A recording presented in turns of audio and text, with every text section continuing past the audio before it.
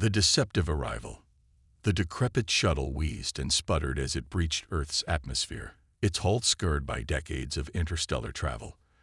At the controls, gnarled hands guided the craft with surprising precision, belying the apparent frailty of their owner.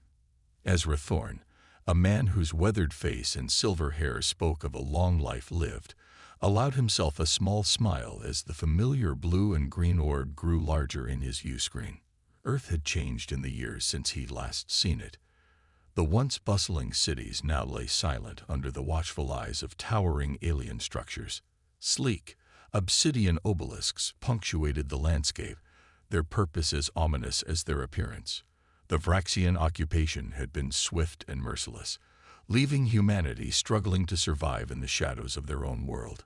As Ezra's shuttle descended towards a sprawling Vraxian outpost, a crackling voice filled the cockpit. "Unidentified craft, you are entering restricted airspace. Identify yourself immediately or face termination." Ezra cleared his throat, adopting a quavering voice that matched his appearance. Please don't shoot. I'm just an old man, lost. I've been adrift for so long. I didn't know where else to go." There was a pause, then the voice returned, tinged with a mixture of confusion and disdain. "State your origin and purpose, human." I was part of a deep space mission. We left before you came. Our colony failed. I'm all that's left. Please, I just want to come home." Ezra's performance was flawless, his voice breaking at just the right moments. Another pause, longer this time. Ezra could almost hear the Vraxians debating what to do with this unexpected arrival. Finally, the voice spoke again. "You are cleared to land in Docking Bay 7. Any deviation from your assigned flight path will result in immediate destruction." Thank you. Ezra replied, his gratitude seeming genuine even to his own ears. As the shuttle touched down, Ezra took a deep breath, centering himself. The hard part was just beginning. He'd spent years crafting this persona, altering his appearance and mannerisms to become the very image of a harmless, elderly human. It was a disguise that went far beyond mere physical appearance. It was a complete transformation of his being. The shuttle's door hissed open, and Ezra stepped out, leaning heavily on a gnarled wooden cane. A squad of Vraxian soldiers surrounded him, their elongated forms towering over his hunched figure. Their faceless helmets regarded him impassively, energy weapons held at the ready. "Arms up, human," one of the soldiers barked, the translator in its helmet giving the words a metallic edge. Ezra complied slowly, his movements deliberate and shaky. "Please," he said, his voice barely above a whisper. "I can hardly stand as it is." The lead soldier hesitated, then signaled to its companions. "Search him." Rough hands patted him down, finding nothing but the worn clothes on his back and a few meager possessions. Ezra winced convincingly at their touch, playing every bit the frail old man they believed him to be. "He's clean," one of the soldiers reported. "No weapons, no tech beyond the basics of that antique shuttle." The leader studied Ezra for a long moment, its posture radiating suspicion despite the apparent harmlessness of the human before it. "Take him to processing.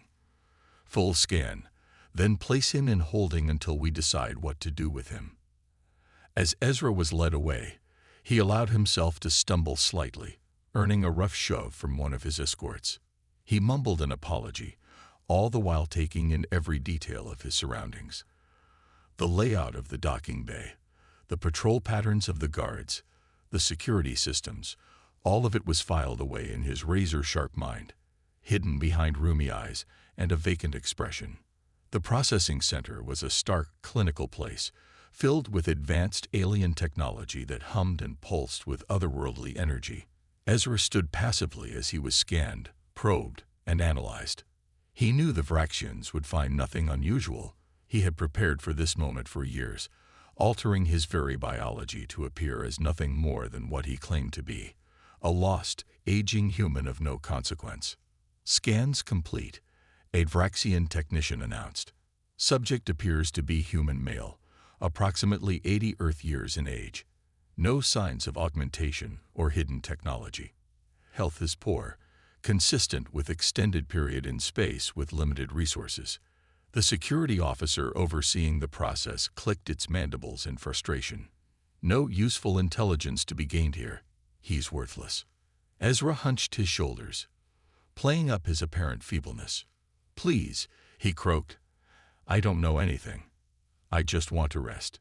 It's been so long. The officer waved a clawed hand dismissively. Place him in the holding area with the other human dregs. He's not worth the energy it would take to vaporize him.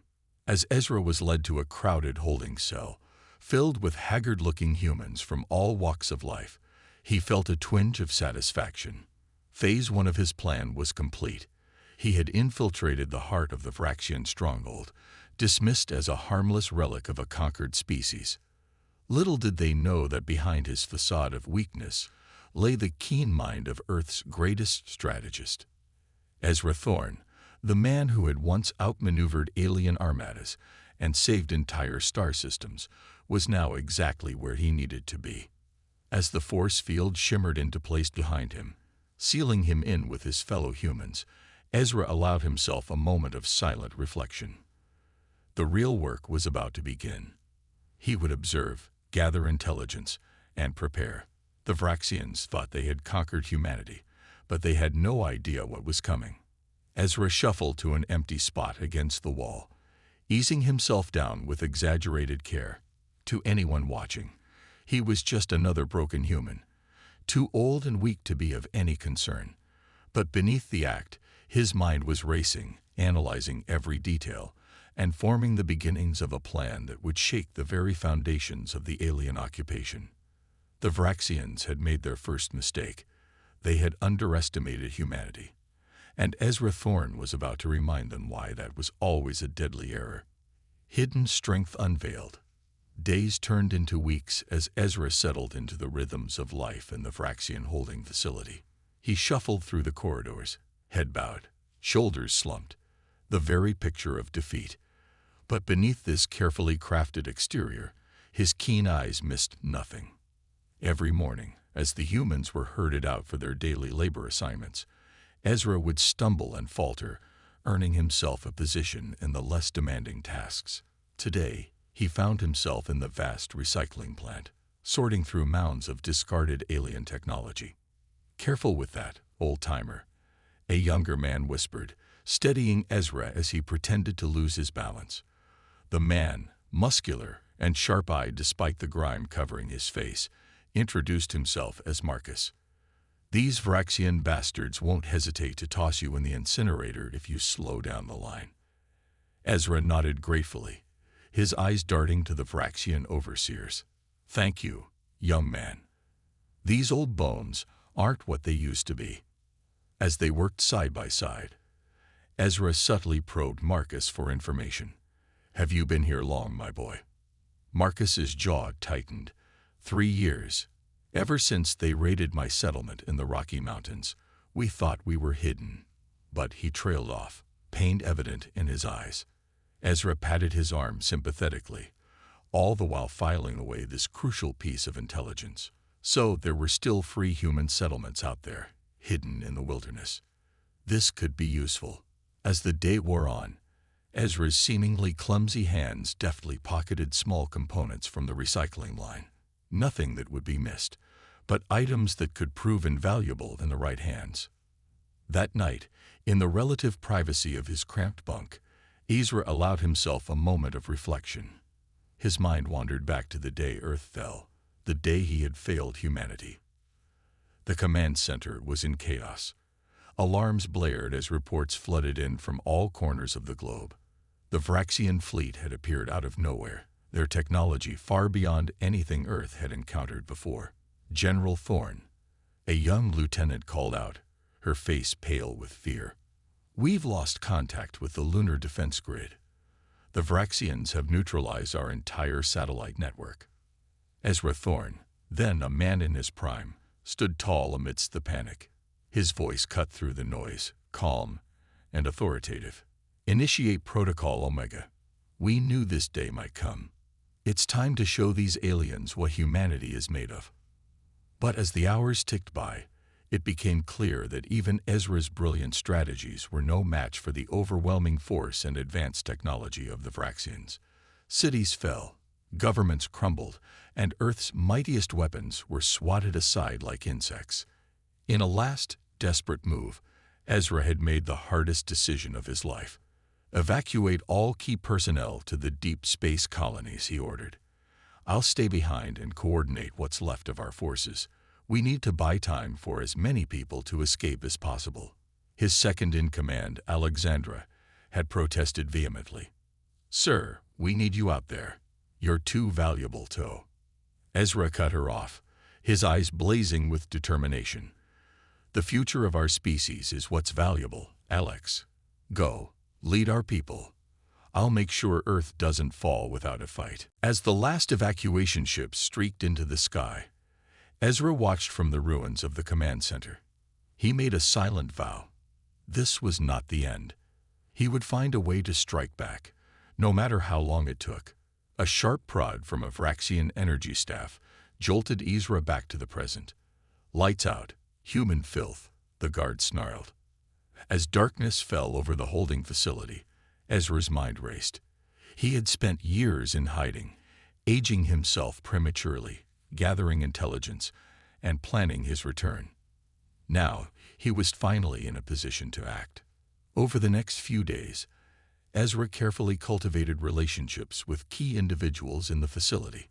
There was Sarah, a former engineer who worked in the power plant; John, an ex-soldier assigned to heavy lifting duties; and young Lily, barely more than a child, whose small hands were perfect for delicate assembly work.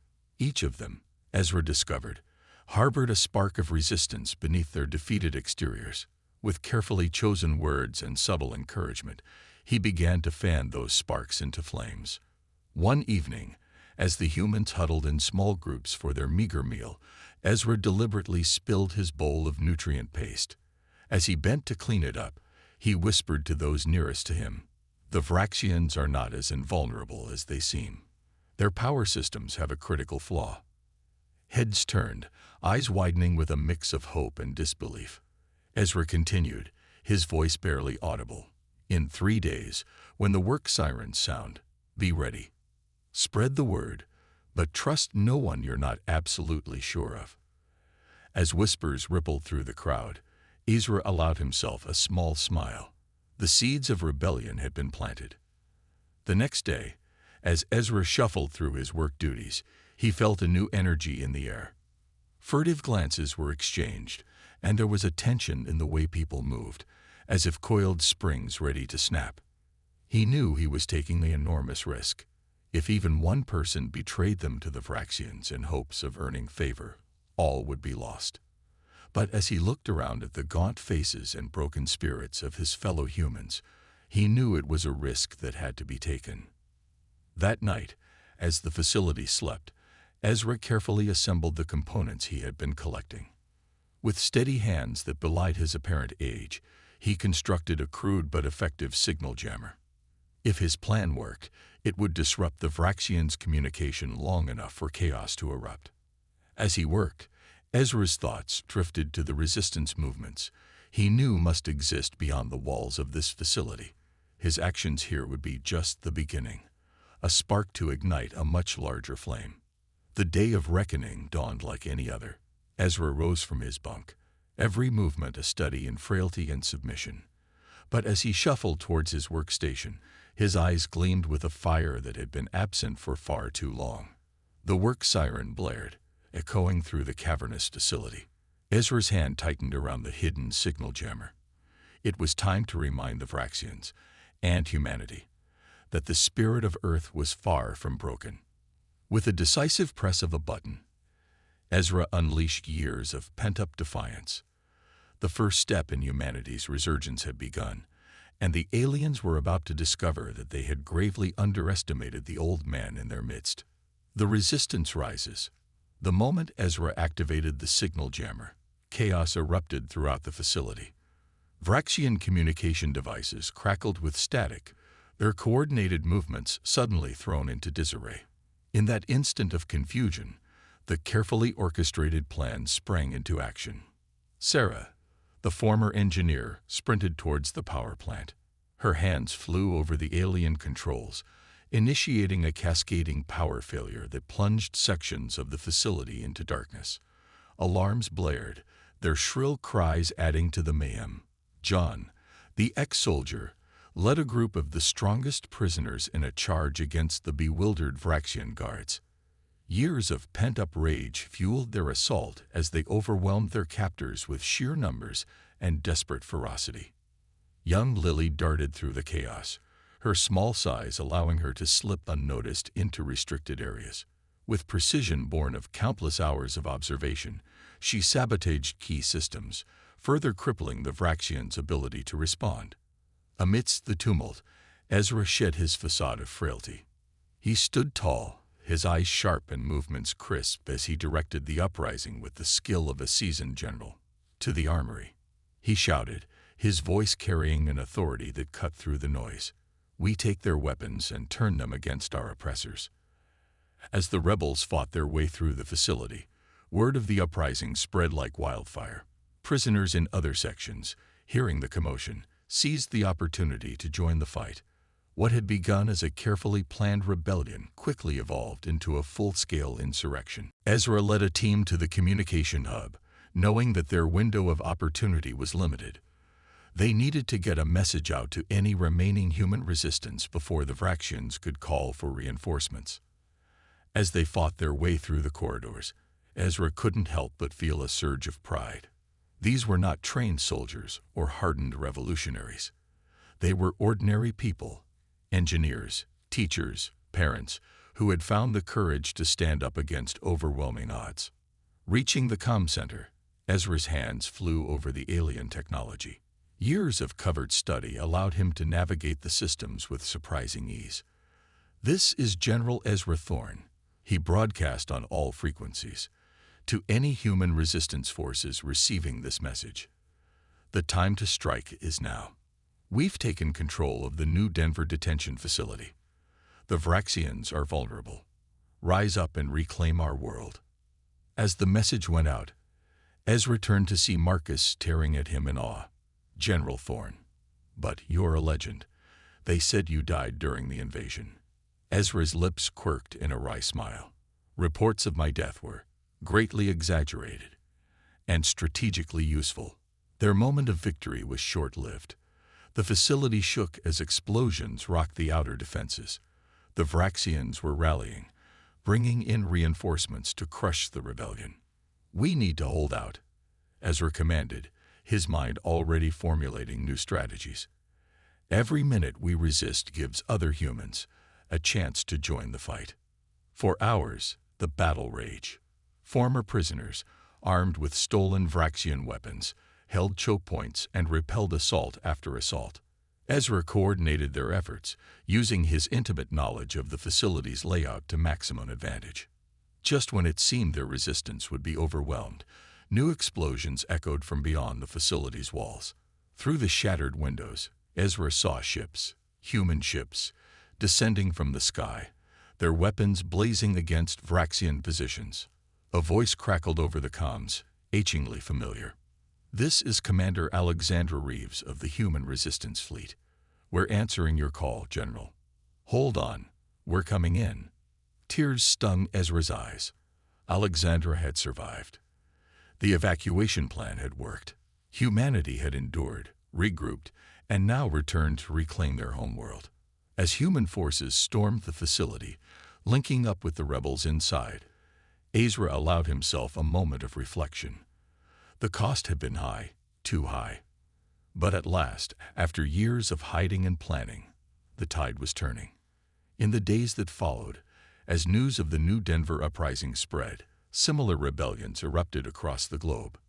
The Vraxians, caught off guard by the suddenness and ferocity of the human resurgence, found themselves fighting a war on multiple fronts.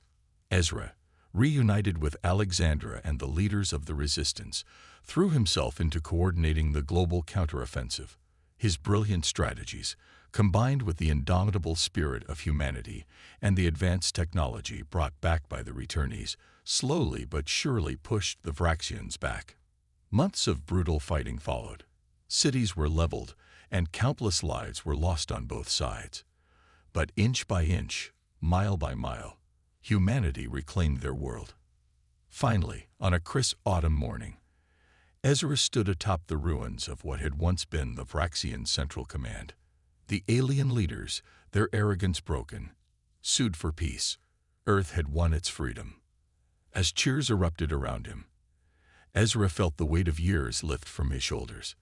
He had carried the burden of Earth's fall for so long, worked tirelessly to bring about this day. Now, as he watched humans and the remaining peaceful Vraxians beginning the long process of rebuilding, he knew his job was done. "What now, General?" Alexander asked, coming to stand beside him. Ezra smiled, feeling truly at peace for the first time in decades. "Now, old friend, we build a better world. One where we'll be ready for whatever the universe throws at us next." As the sun set on the first day of Earth's new era, Ezra Thorne, the old man who had fooled an empire and inspired a planet, looked to the stars with hope. Humanity had faced its greatest challenge and emerged stronger. Whatever the future held, they would face it together, unbowed and unbroken. The end.